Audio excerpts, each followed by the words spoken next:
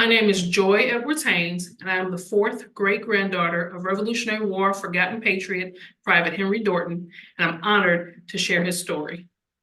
I'm a member of the Daughters of the American Revolution, the Afro-American Historical and Genealogical Society, and the Society of the First African Families of English America. Private Henry Dorton served in both the Western and Southern theaters of the Revolutionary War and was part of a company that was attacked by Wyandot Indians along the Ohio River near Grave Creek. By 1777, the British had formed solid alliances with the Native Americans in the Ohio Territory in efforts to contain further westward expansion by American settlers. But bloody conflicts between them and the settlers were frequent.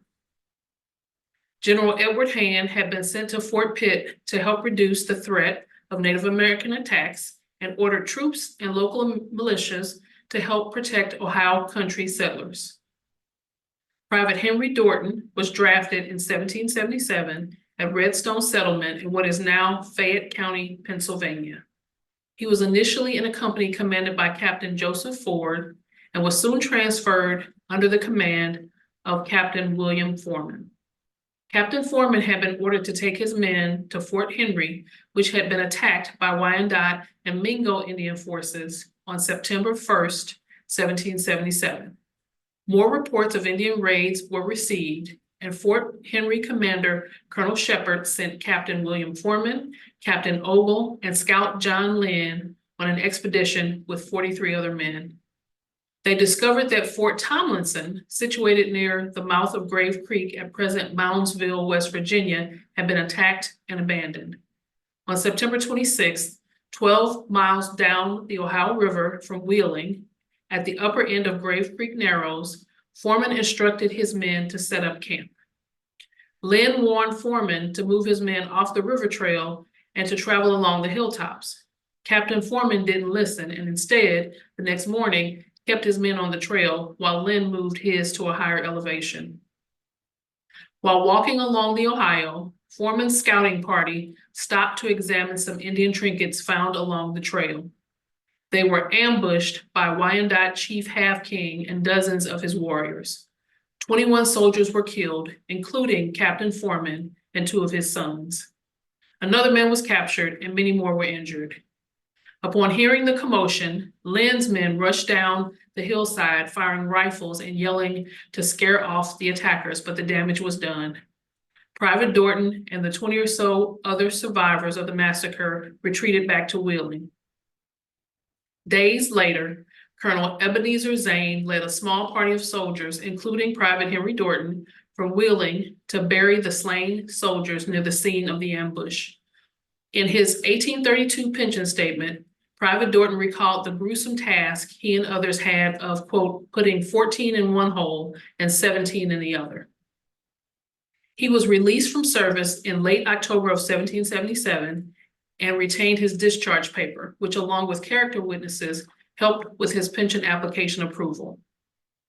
In 1875, the remains of those soldiers were transferred to Mount Rose Cemetery in Moundsville, West Virginia, and the Wheeling chapter of the Daughters of the American Revolution has since erected a monument in McMecken, West Virginia, at the site of the massacre.